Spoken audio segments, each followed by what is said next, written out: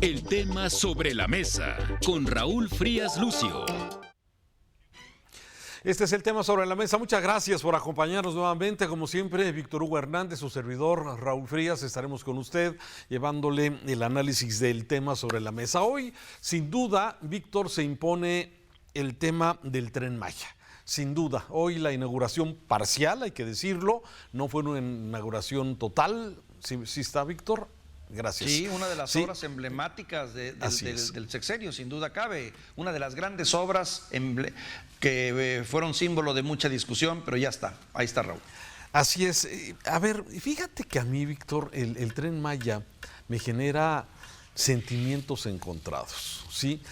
Como proyecto, cuando se dio a conocer hace ya 5 años este proyecto, la verdad se veía interesante, atractivo, recorrer esta zona de las rutas Maya, recorrer las ciudades, digamos, de todo lo que es Campeche, Chiapas, Tabasco, Yucatán, Quintana Roo, la verdad es que muy atractivo.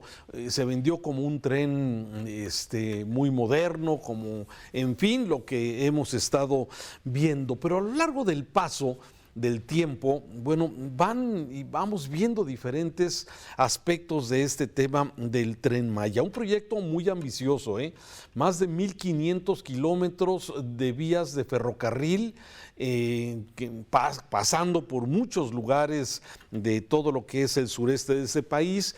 Y bueno, se ofreció varias cosas, algunas de ellas se están cumpliendo, esperemos que se cumplan, otras de alguna forma están, digamos, en ese limbo en el que hay muchas cosas, sobre todo porque hay mucha información reservada en todo esto. Y uno que de alguna forma vamos a comentar, si me permites, Víctor, es el tema del presupuesto. Sabemos que a los ingenieros siempre se les va la mano con el tema de los presupuestos. Si hubiera que calcularle un 20, un 25% más cuando hacen un presupuesto, pero aquí se les fue la mano de 125,000 millones de pesos que iba a costar, que se presupuestó. Llevan gastados más de 500,000 millones de pesos, 3 veces más, 300% más, Víctor.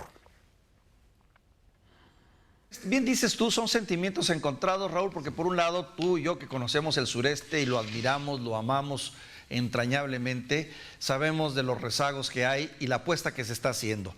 Y la verdad es que esos sentimientos encontrados responden más que nada a la expectativa que pueda esto generar.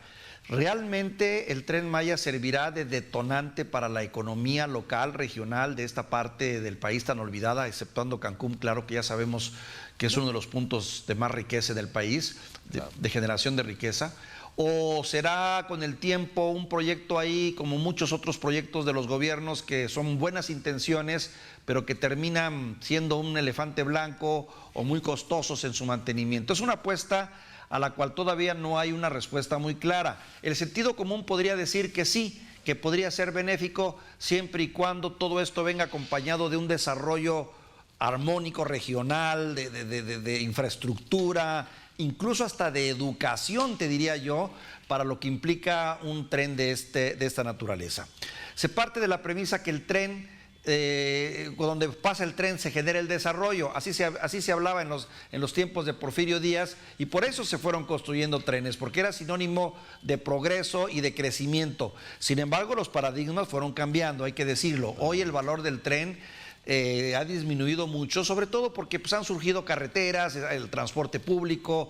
Hoy los autobuses son muy competitivos, muy modernos, muy rápidos en sus precios. ¿Y qué te puedo decir del uso del avión?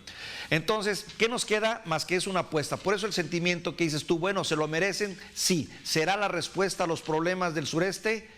Pues ahí es donde podemos empezar a cuestionar. Y el otro punto, el que tú bien mencionas, los costos, siempre los canijos costos, que yo no entiendo por qué al gobierno se le van tanto de la mano, y de 120,000 a 500,000 es una barbaridad.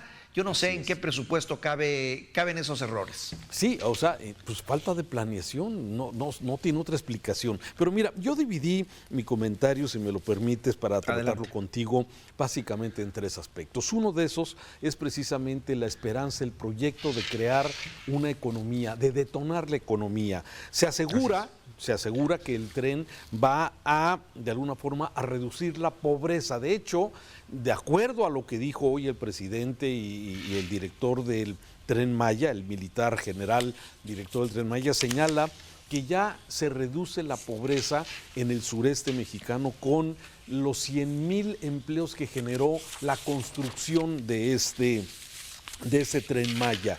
Se generaron más empleos, lógicamente la construcción generó mano de obra que de alguna forma recibió este beneficio.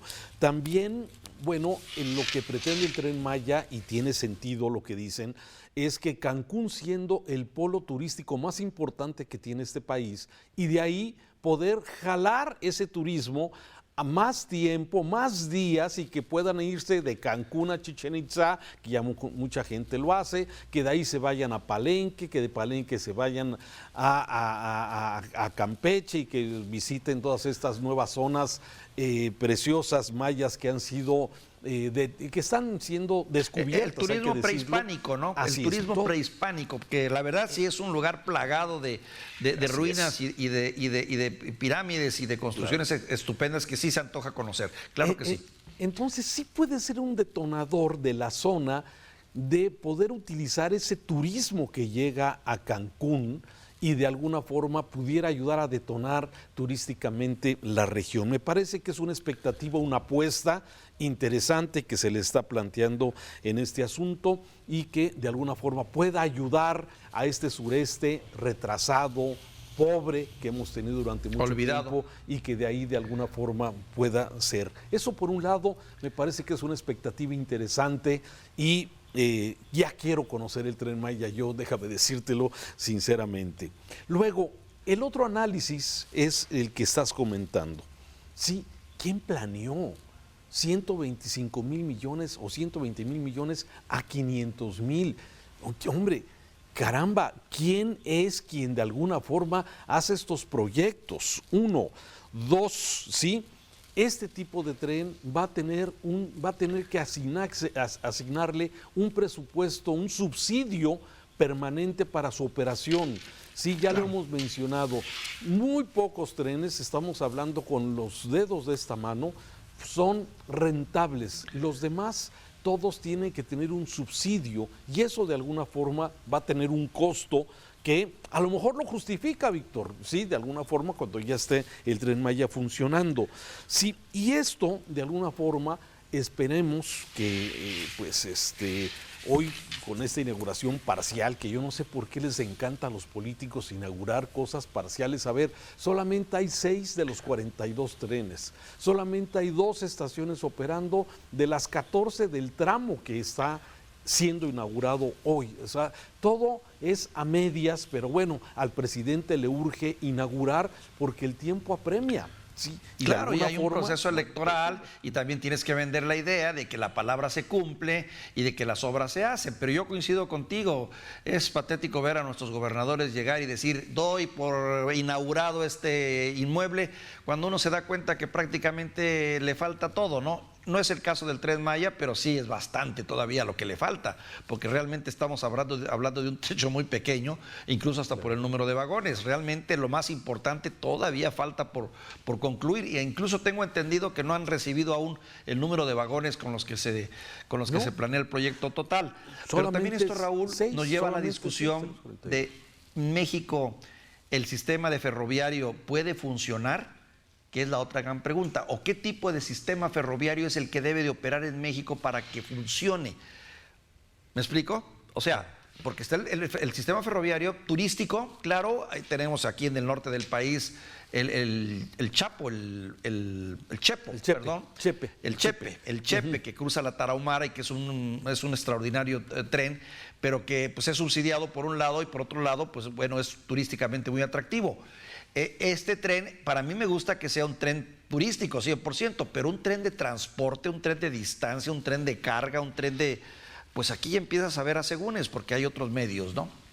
Hay que ver, yo sí le doy desde luego El beneficio de la el duda. beneficio de la duda a este Tren Maya en esto. Pero Qué bueno, en medio claro, hay de que esto, dárselo, por supuesto. Sí, claro, en medio sí vale la pena también hacer ciertos análisis que me parece que es una de las cosas que a mí más me preocupa. Hoy el general David Lozano Águila, el director del Tren Maya, sí, y el mismo general secretario de la Defensa Nacional, sí, hablando, llenándose desde luego la boca, claro, hablando del buen trabajo de los ingenieros militares, del trabajo que se logró en tiempo récord, todo esto. Y me viene una reflexión en este sentido.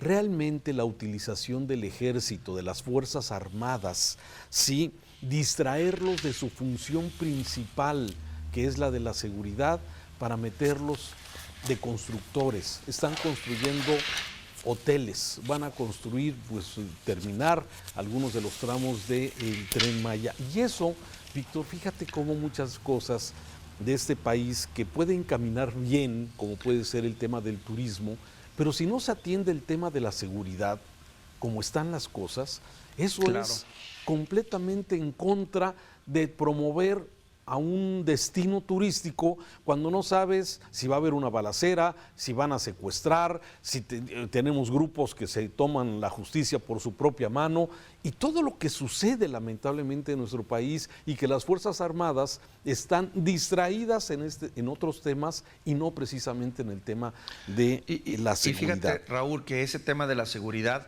me llevó inmediatamente a reflexionar lo que ocurre en el sureste. Y a mí me pasó porque lo viví en carne propia y supe lo que es eso, en Chiapas concretamente, donde se ha convertido ya en un acto de casi de todos los días, que el transporte que hay por carretera que te lleva a conocer los diversos lugares, y menciono Chiapas porque es uno de los estados involucrados en este proyecto, y te lleva a recorrer todas las zonas arqueológicas en los alrededores y en la distancia.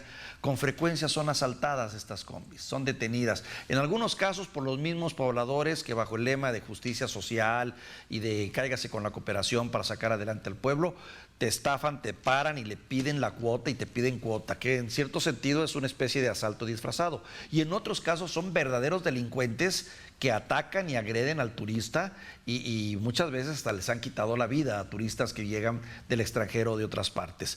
Este es un patrón que se repite mucho en Chiapas y que hemos visto cómo se ha recrudecido, ha aumentado en los últimos años. Me preocupa que esta situación que se vive en Chiapas y que te pongo como ejemplo, termine de algún modo repitiéndose en este tren, que alguien le encuentre el modo y diga, pues en tal tramo, vamos a ver, como en el viejo oeste, ¿no? Que puede llegar a pasar. No es mi deseo, espero que tengan contemplado estas medidas de seguridad, pero no está de más considerar esta posibilidad. Es una zona que hoy por hoy es una tierra muy olvidada, Raúl. Claro. Ahora, déjame otro punto que también vale la pena analizar. Sí, la obscuridad de esta obra, ¿sí? La falta de transparencia. La opacidad. Y se argumentó, desde luego, que era un tema, el presidente lo sabía, y el presidente, para evitar amparos, para evitar que los activistas, los ecologistas, para evitar que los afectados pudieran de alguna forma detener el proyecto, sí lo decretó como una obra de seguridad nacional. Una forma, digamos, tramposa, en cierta forma, para evitar que pudieran frenar la obra, sí, algunos tipos de reclamos. Y entonces estamos en medio de una obra de gran falta de transparencia. No se sabe con claridad porque como está catalogado como una obra de seguridad nacional, pues está de alguna forma en medio de esto. Por otro lado, los impactos ambientales. No se hicieron estudios de impacto ambiental. Es más, la construcción de estos 6 hoteles que se anuncia por parte del Ejército Mexicano en diferentes puntos del trayecto del Tren Maya, sí, no tienen las autorizaciones de impacto ambiental por lo mismo. Es el Ejército el que las hace. Entonces, el Ejército, ¿por qué tendría que tener pues permisos de impacto ambiental?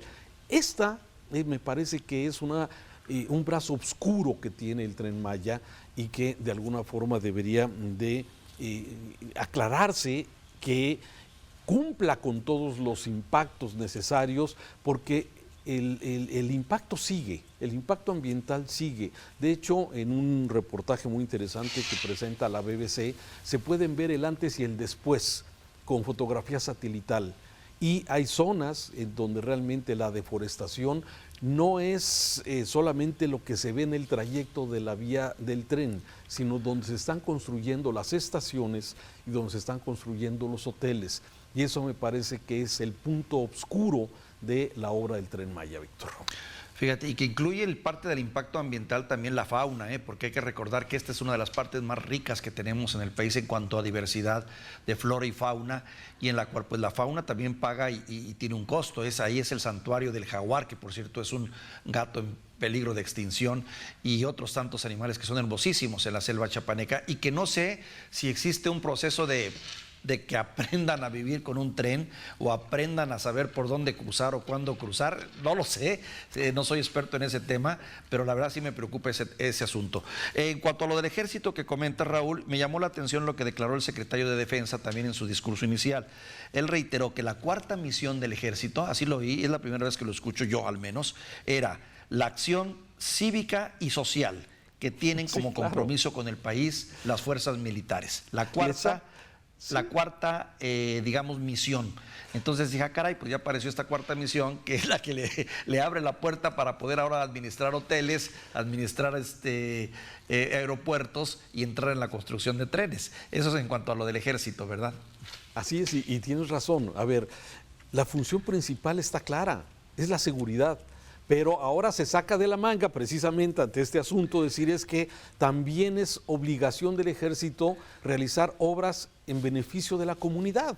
Entonces, bueno, total, estamos en esto. Y termino con el tema de los árboles. El presidente dijo que no se iba a tirar un solo árbol, ni un solo árbol.